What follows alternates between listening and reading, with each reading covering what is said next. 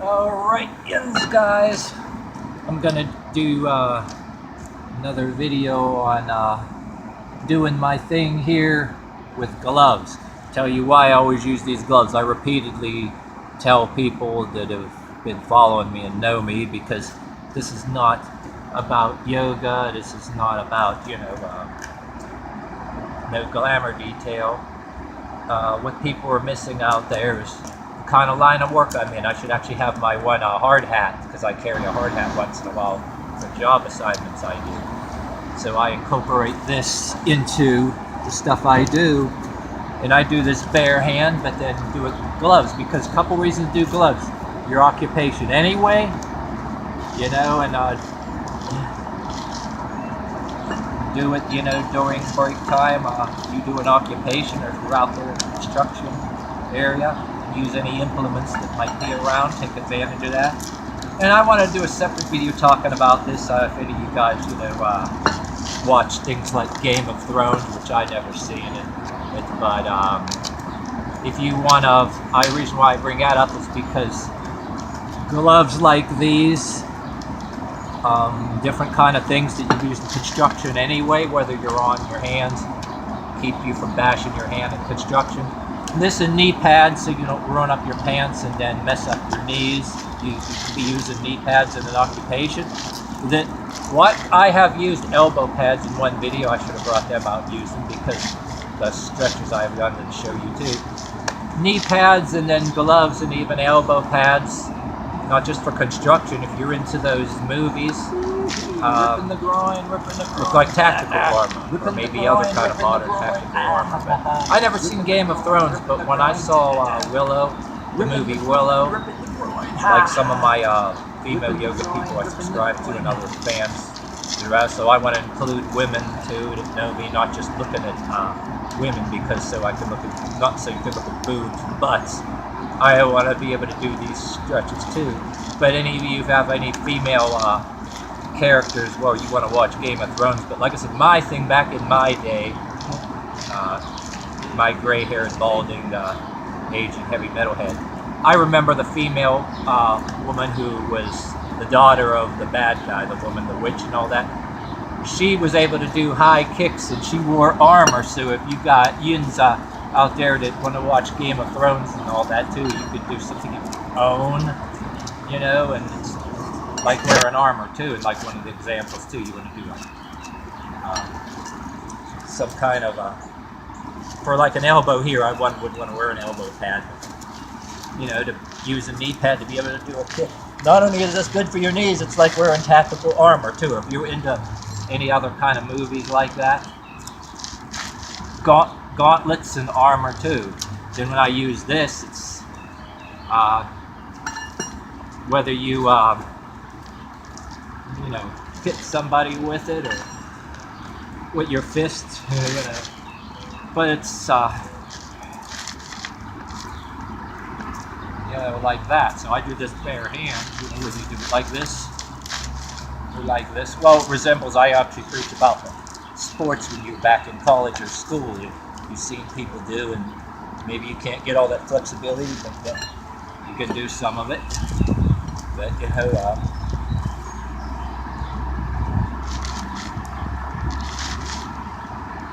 grab the foot. I'm doing with gloves because you can. If you're doing construction work anyway, and anything from pry bars and stuff that you use anyway, doing the push-ups, and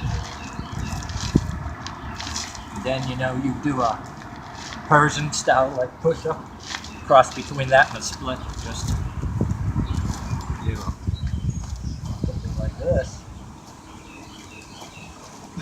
or this, or this.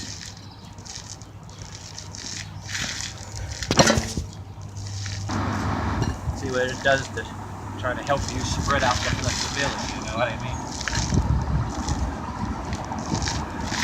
Which I also want to give a reminder too. I was just doing a session barehanded with gloves and without. When you get up like this, or any of the things I was doing, I like to put my hand up here, then say rest, because if anything happens, you don't want this to go in anywhere like, so you want to put your hand up there right away. Reason being, you know, keep your hand away from, when the military, you know, they teach you to do, you know, hit with the rifles. If you've ever seen with the military stuff, I seen a thing where they're with or without a bayonet. Say you don't got a bayonet on the gun, and I just came to me when I do this to hit the block something, you know, like this. But then when you swing over, whether you hit with the butt or with the barrel without the bayonet, well, somebody's gonna try to kill you in the jungle and stuff. I'm not teaching you that, claiming to know anything about it, but I've seen it, and it reminded me of that. I'm doing this like here, not here, because if you're out there in the jungle, somebody to kill you, you know, if that gun or the barrel of the gun or into something hits, you know, or in the eyeball, you know, somebody trying to kill you with different things, so you can accidentally do that to yourself. I don't want to see that, so just a little word of caution. Like that, put your hand like this. You want to have an implement with two ball-shaped things on the end, or a ball-shaped one, like a sword of pommel. Like this is like a cross between that Persian martial art that I used to see in the ancient Persian martial art, where you do the press-up board, and they don't even require you to be flexible. They're doing push-ups. They're all doing like this, and I found a good way to just merge that into that. And there don't seem to be any requirement, you know, to be flexible, do splits like I did, but I decided to combine that. But then I like American club bell, and they use the heavy clubs, the heavy clubs, and I crank that up too, heavier piece of metal like this. But then I decided, you know, instead of the press-up bar that they're using, why can't you have the baton too, and this be your press-up bar, and merge it with stuff that's, hey, they throw the clubs in the air, you into the club. They throw them up in the air too, and the majorettes throw them up in the air. You want this for both women and guys, dudes and chicks. And there's room for doing that merging with art. Plenty of options, you know what I mean, too. But I found that press-up board exercise, like that Persian martial art, mix it with other kind of medieval stuff, even though it ain't tactically or historically correct. It's all about what it does to get that flexibility, you know, I mean, too. If you, so like, you know, you could just do push-ups like this, just do a whole shit of push-ups, you know. Like I say, oh, you can even go like this. See, I do with bare hands, like this, like this. You get better.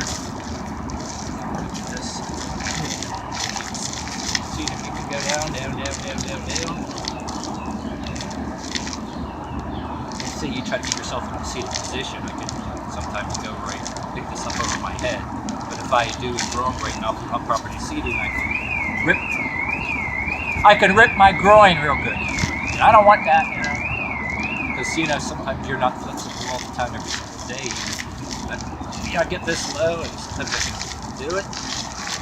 Yourself seated right now, this feels like a couple bungee cords going from your groin to your knee and everything else, and it's really spreading out. So some days I had videos I could do it, and some days I do it now. See, I'm letting up right now too, staying one-handed. So without the staying one-handed, and you know, it would help. Keep doing this. And you're stretching out underneath the armpit too. It's all in there. Or not just the legs. Especially with my anatomical structure, I struggle with every day. But then, you know, do a shitload of push-ups like this, and you feel what's going on underneath them legs when you're doing this, or even if you stay like this. And if you stay like this for woo, and then you'll be feeling that shit. Then whether you go like this or like this, it feels like you're on a parallel bar to a point, except your hands are squeezed on the ground. Do push-ups, and it's a way of pulling yourself up. but except you're not on a parallel bar or the horse, your feet are down there. You might like leave your legs like this. Let's feel what that's doing too, making sure you're not feeling any pinchiness in the hip. Kind of wag that out before you even totally commit to getting up. But then we can go like this, like this. Do your cross between a Persian push-up and downward dog. Come out of it, and you officially escape without breaking anything. Congratulations. But that's how you do it. But yeah, like I said in videos before, how low I get. Sometimes it's the locations. It's as if some locations have more power than others. You know, like there's some power. Ripping the groin, ripping the groin, ripping the groin, ripping the groin, ripping the groin. For some reason, one area you have less power, and you're looking stupid. And another minute, you know, you're in this other location. It doesn't make sense. But my videos, I documented, I proved it. I still look at them now. I can't believe it myself. You know, without putting videos, I wouldn't have no evidence. Yeah, maybe I'd just humor everybody and talk about a mystical reasoning about that, you know, where there's means that you're not believing, or just talk about the irony, you know, the irony of it. But yes, some places seem to have more power and energy than others, and you can do shit. Sometimes that's what some of you wouldn't expect. So, but yet. Gotta just keep doing it. Keep doing it.